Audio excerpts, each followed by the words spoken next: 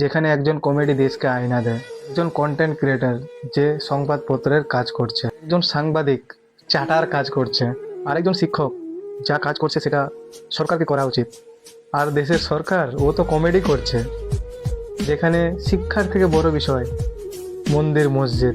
এখানে একজন বিজ্ঞানী সরকারের প্রতিশ্রুতি মনে করিয়ে দেওয়ার জন্য জেলে যায়। এখানে একজন ধর্ষণের আসামি দীর্ঘদিন ধরে বেলের পর বেল পেয়ে যাচ্ছে। ভবিষ্যৎ নয়, অতীত বিষয়ে গবেষণা করা হয়।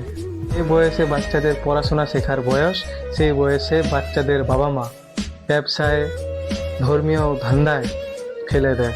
সে ফ্রিজে রাখা বরফও ভগবান হয়ে যায়। এখানে গেরুয়া রঙের আইফোনও সনাতন ধর্মের সাথে জুড়ে যায়। 5 কেজি রেশন গর্বের বিষয় হয়ে যায়, আর মানুষের গরিবত্ব ভোটের একমাত্র লক্ষণ হয়ে দাঁড়ায়। সেখানে আপনি চুপ হয়ে আছেন, কারণ পলিটিক্স পার্টির বিরুদ্ধে কিছু বলতে গেলে সেখানে আপনি খারাপ হবেন, আপনার শত্রু বাড়বে।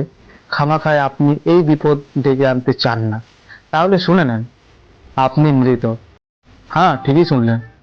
আপনার চোখের সামনে ভেসে যাওয়া অন্যায় অত্যাচার দেখেও যদি আপনার তার প্রতিবাদ বা বিরোধিতা না করেন, তাতে সেটা আমাদের ইসলাম ধর্মেই হোক বা আপনাদের সনাতন ধর্মে হোক, সেটা যদি আপনি বিরোধিতা না করেন, তাহলে আপনিও সেই অত্যাচার অত্যাচার ব্যয়তার মধ্যেও আপনিও পাপ করছেন।